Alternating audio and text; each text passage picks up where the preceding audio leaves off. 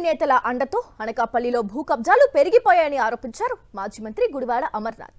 100 కోట్ల విలువైన కన్యకా పరమేశ్వరి దేవాలయానికి చెందిన భూమిని ప్రైవేటు వ్యక్తులకు కట్టబెట్టే ప్రయత్నం జరుగుతోందన్నారు. సనాతన ధర్మమని చెబుతున్న కూటమి నేతలు ఆలయ భూములనే కబ్జా చేస్తున్నారని మండిపడ్డారు. భూమి కబ్జాపై సిబిఐ విచారణ జరిపించాలని డిమాండ్ చేశారు. తిరుమల లడ్డూపై చేసిన పాపాలే కూటమి నేతలకు శాపాలై పట్టి పీడిస్తున్నాయని అన్నారు గుడివాడ అమర్నాథ్.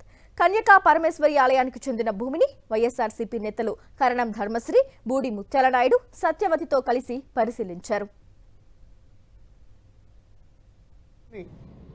క్రయ విక్రయాలు చేయడానికి వీలేదు, తనఖాలు పెట్టడానికి వీల్లేదు అనేటువంటిది స్పష్టంగా రాసుంది. ఒకరి పేరు మీద ఉన్నటువంటి భూమిని ఇంకో పేరు మీద మారాలని అంటే తహసీల్దార్ దగ్గర నుంచి ఆర్డీఓ, ఆర్డీ దగ్గర నుంచి జేసీ దగ్గర నుంచి కలెక్టర్కి రికార్డు తయారవుతాయి. ఎవరు ఒత్తిడి మేరకు దీన్ని ఎండోమెంట్ ల్యాండ్ నుంచి జిరాయితీ ల్యాండ్గా చూపించడం జరిగింది. దీని మీద పూర్తి స్థాయి దర్యాప్తు సిసిఎల్ఏ జరిపించాలి. తక్షణమే వీరి నలుగురిని కూడా సస్పెండ్ చేయాలి. అనకాపల్లి మార్కెట్ యార్డు 100 అడుగుల రోడ్డు మధ్యన కన్యకా పరమేశ్వర దేవాలయం తాలూకు ఎండోమెంట్ తాలూకా భూమిని కాజేయాలని 2016లోనే తెలుగుదేశం ప్రభుత్వంలో ఈ భూమికి గేలం వేశారు.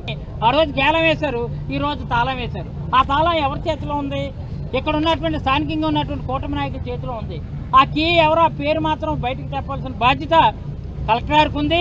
ఎట్టి పరిస్థితులు అవసరమైతే న్యాయ పోరాటం అయినా సరే చేసినా సరే ఈ 100 కోట్ల ఆశను కాపాడుకుందామని మీడియా ముఖ్యంగా తెలియజేస్తూ, ఈ కూటమి నాయకులందరూ కూడా కల్తీ నాయకులుగా తయారయ్యి దీన్ని కల్తీ చేసే కార్యక్రమం చేస్తున్నారు.